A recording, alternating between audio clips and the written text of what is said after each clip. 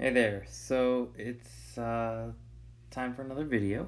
We're on page 102, and we're going to take what we learned about compound inequalities and how to kind of check what's true and what's false, you know, and put it into practice with some inequality where we have to do a little solving first. So I'm on page 102, like I said, and let's try a few of these problems. As you can see, I've got off to the side.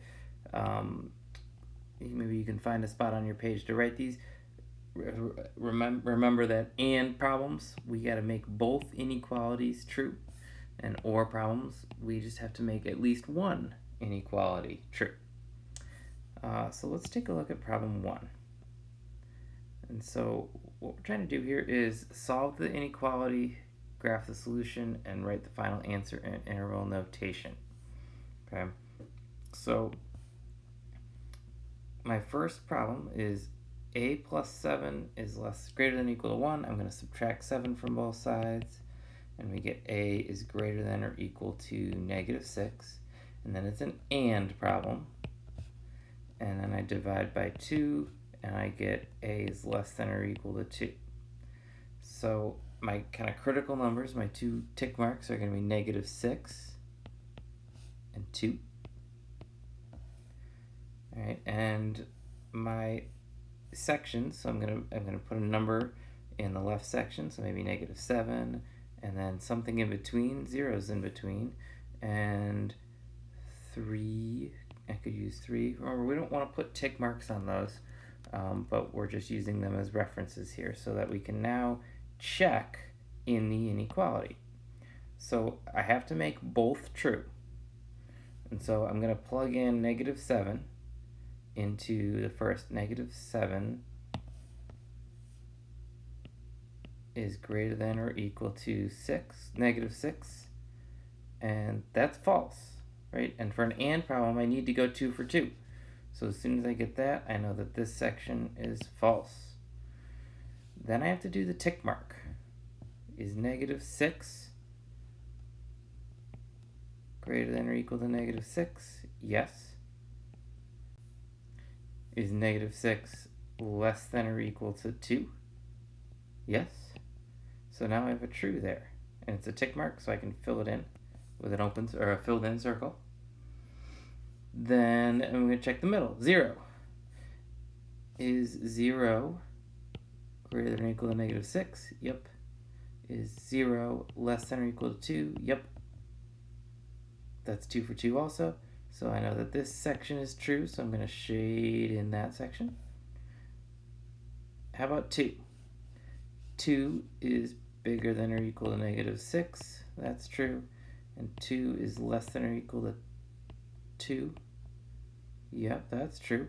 So I went 2 for 2 there. So I'm true at that tick mark. I can fill in that dot. And how about it 3? Well, we already know, like, 3 is not going to be less than or equal to 2. And so I know that that's false for this section there. And so now I've got my graph. I've got closed circles at negative 6 and 2 and shaded in between. And that's kind of what this means. A is bigger than negative 6 and it's smaller than 2 or equal to. And so that's why it's shaded in between there and has filled in. My interval notation, bracket negative 6, comma, 2, bracket. Let's try number 2. Number 2 is an OR problem, so I know when I'm testing things out, I only need to get one true. So add 3, I get x is greater than 8, divide by 2, x is less than negative 2. So I have x is greater than 8 or x is less than negative 2. So remember to put them in the right order. So I got to go negative 2, I got to go 8. And then we're going to fill in some other numbers, maybe negative 3, maybe 0, maybe 9. And I'm kind of testing each section. ORs are kind of nice in that all I have to do is make one of the inequalities true. So when I use the number negative 3, you can also start to try to pick and be thoughtful about where you plug in. Negative 3, is that going to be greater than 8? No. But is negative 3 going to be less than negative 2? Yeah. So we test that out. We write it in. Negative 3 less than negative 2 is true. I got my one true for OR, so I know this section's true. I can shade it. And then I have to check the tick mark. Can I make either of them true? Is negative 2 bigger than 8? No. Is negative 2 less than negative 2? No. And they're both false. And so, since they're both false, we're false there, and we put an open circle.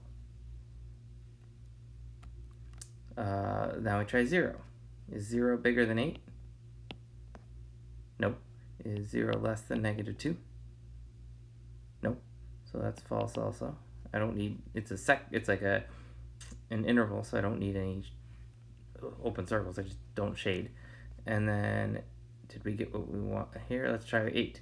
Is 8 bigger than 8? No. Is 8 less than negative 2? Nope. So false again. I'm at a tick mark, so I put a 0. An open circle, I mean. And finally, 9. Okay, 9 is bigger than 8. So there's my one true for that. So I know this section I shade. Boom. Done there. And so now my interval notation is going to be negative infinity. Do be careful about that, right? We're not talking about negative 3 there. We're talking about all the way shading to the left to negative infinity. So negative infinity to negative 2, union 8 to infinity. Now, when we see a problem like number 3,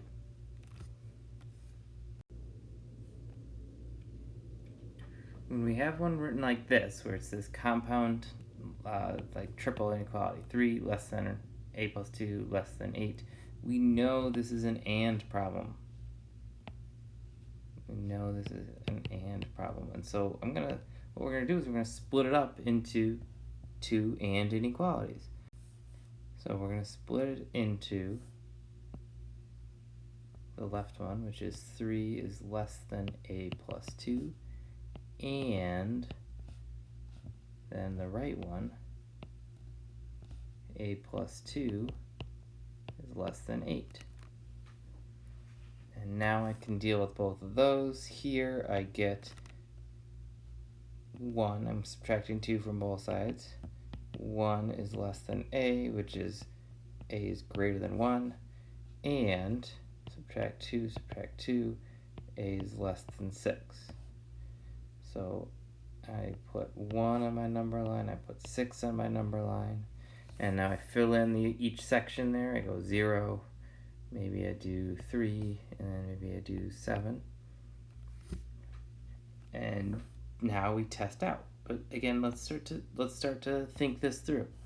If I have it's and, so I know I need to make both true.